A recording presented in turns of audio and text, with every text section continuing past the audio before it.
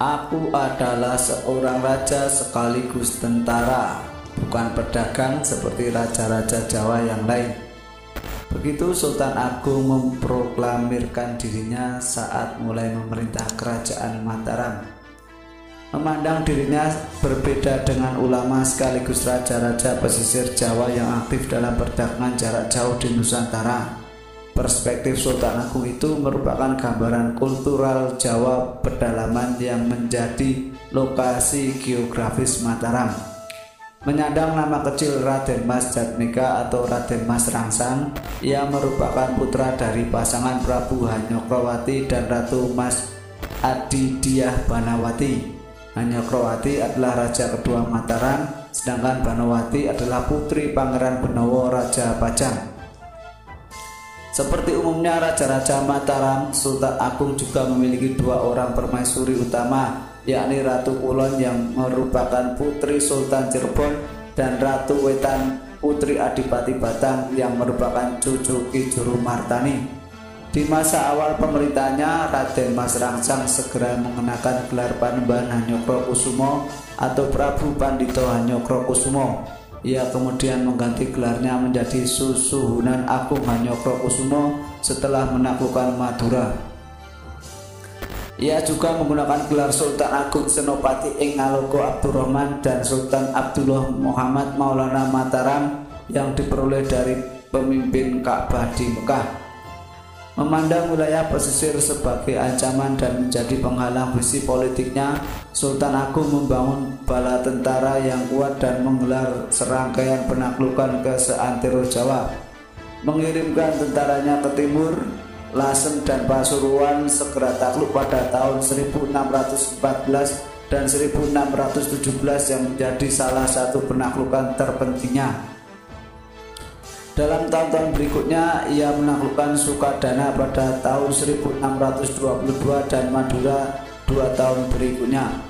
Dengan kekuasaan membentang di semua wilayah Jawa Tengah dan Jawa Timur, termasuk Madura, Mataram di bawah Sultan Agung memiliki modal yang cukup untuk mengklaim sebagai kerajaan Islam terkuat di Jawa.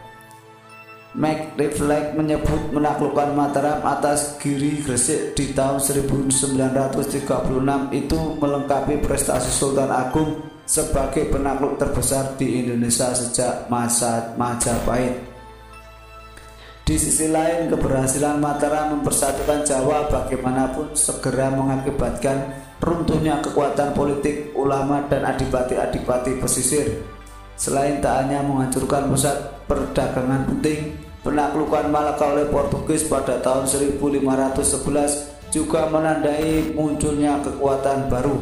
Penaklukan itu harus dilihat dalam konteks lebih luas, yakni tentang Nusantara yang tengah berubah, terutama karena munculnya pedagang-pedagang Eropa, khususnya VOC. Ketika VOC berhasil membangun markasnya di Batavia pada tahun 1619, perusahaan dagang itu segera menjelma menjadi kekuatan raksasa yang mempengaruhi perekonomian Asia Tenggara. Ditopang teknologi militer yang maju, dukungan keuangan yang kuat, dan organisasi yang rapi, VOC segera melampaui apa yang berhasil diraih Portugis dan menaklukkan Malaka. Di sisi lain, dengan memiliki pangkalan permanen di Batavia, selain karena letaknya yang strategis, tempat itu sekaligus menjadi benteng kokoh. VOC segera mengontrol dan memperluas kekuasaannya di semua pulau penghasil rempah-rempah di bagian timur Nusantara. Kontrol itulah yang membuat VOC sejak tahun 1620 dan pada masa-masa berikutnya tampil sebagai kekuatan maritim utama di Asia Tenggara. Keadaan itu tentu saja menjadi tantangan serius visi Sultan Agung untuk menguasai seluruh Jawa di bawah Mataram. Di sisi lain, meskipun memusatkan perdagangan di sepanjang pesisir Jawa, VOC tetap sangat membutuhkan wilayah pedalaman Jawa sebagai pemasok besar dan kayu untuk membuat kapal dan sekaligus memperkuat armadanya. Pada titik inilah visi politik anti pesisir yang dicanangkan Sultan Agung harus dipahami sebagai upaya untuk mencegah meluasnya pengaruh VOC.